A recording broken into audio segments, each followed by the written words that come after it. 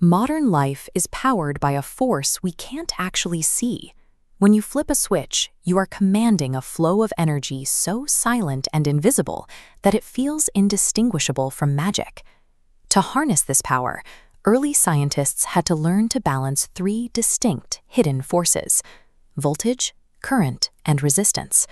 They had to master the behavior of these variables without ever observing them directly.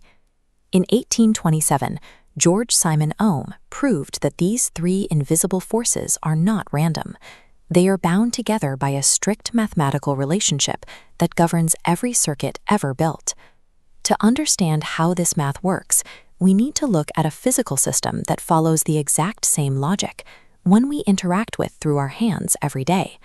Mastering electricity required mapping the invisible pull of atoms onto the intuitive, physical logic of plumbing. In a water tank, pressure forces liquid out. In electricity, this pressure is voltage. The volume flowing per second is current. A narrower pipe restricts flow, demonstrating resistance. Yet increasing tank pressure still pushes high volume through, illustrating why higher voltage leads to higher current.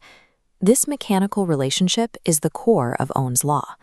Mathematically, it tells us that voltage is the product of current and resistance.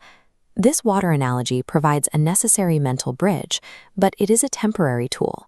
We must look at the microscopic structure of the wire to see what is actually happening. Ohm's law succeeds because it translates intuitive fluid dynamics into the invisible physics of electronics. By zooming microscopically into a solid copper wire, we find a rigid, repeating crystalline lattice that forms the foundation of its conductive properties. Each copper atom in this lattice contains 29 electrons orbiting a central nucleus. They are arranged in 4 distinct shells.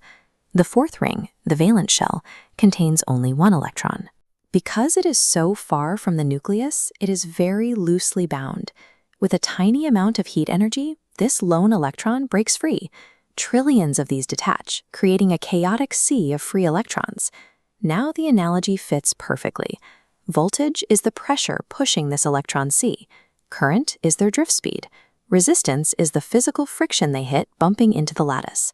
A length of copper wire functions as a pre-filled microscopic ocean of charge carriers, ready to move the moment they receive a push.